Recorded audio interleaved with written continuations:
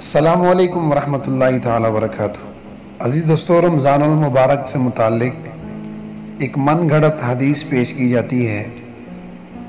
رمضان المبارک کے قریب آتے ہی سوشل میڈیا اور دیگر ذرائع ابلاغ کے ذریعے رسول اللہ صلی اللہ علیہ وسلم کی طرف منسوب یہ حدیث من گھڑت ہے، جو عموماً میسج کی صورت میں سوشل میڈیا کی زینت بنی رہتی ہے۔ وہ حدیث یہ ہے کہ جس نے سب سے پہلے کسی شخص کو رمضان کی خبر دی، اس پر جہنم کی آگ حرام ہے۔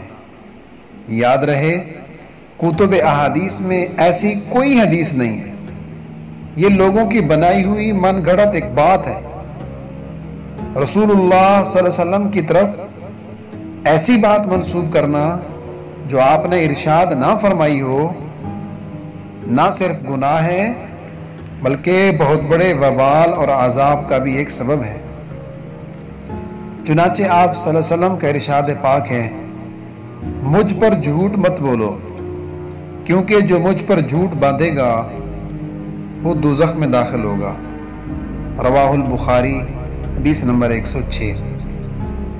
اس لیے احتیاط کیجئے، اس حدیث کو ہرگز آگے فارورڈ نہ کیجئے اور اللہ کے عذاب کو دعوت نہ دیجئے۔ ایسی کوئی حدیث نہیں ہے کہ جب کوئی کسی کو رمضان کی سب سے پہلے خبر دے اس پر جہنم کی آگ حرام ہے۔